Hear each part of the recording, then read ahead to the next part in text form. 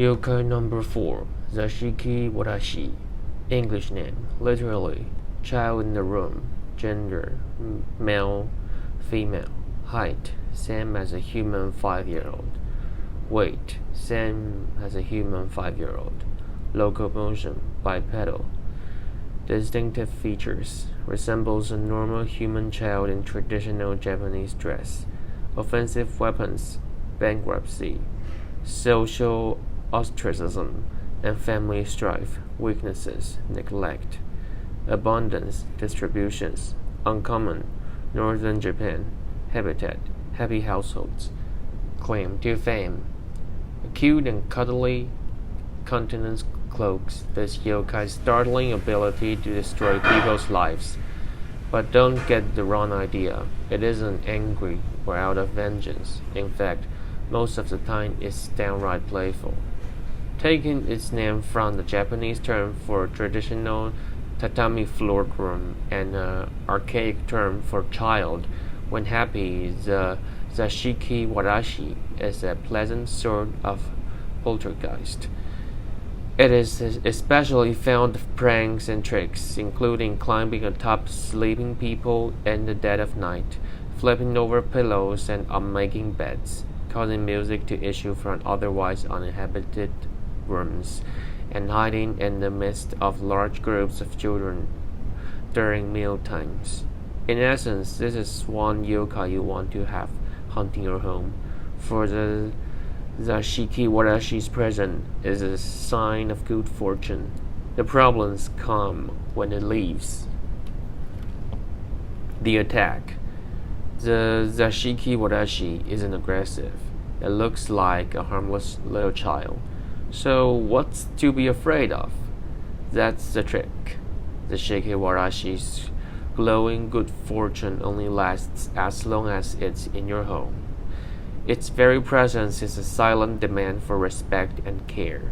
If it, or more specifically, the home it inhabits, is neglected, it'll leave. And when the Zashiki Warashi leaves, you and your family are most definitely in trouble, for bankruptcy, disasters, and domestic strife are certain to follow. A home deserted by Zashiki Warashi is on the road to ruin. Surviving an encounter. Think of the Zashiki Warashi as an adopted child. Take care of your home and everyone in it, and the Zashiki Warashi will take care of you. This yokai is essentially a reflection of the level of happiness of a household. If it leaves, it's already too late for you and your family. Tracking the Zashiki Warashi. In spite of its penchant for fun and games, the Zashiki Warashi is actually a timid sort, tending to hide from all but the residents of the home it inhabits, and more frequently only making itself visible to very small children. Scattering ash on the floor in the evening may capture its tiny footprints come morning. Those who want to come face to face with this yokai should visit a certain room in a hotel by the name of Ryokufuso in the Kindaichi Ocean area of Iwate Prefecture. It is fabled as the home of a Zashiki Warashi.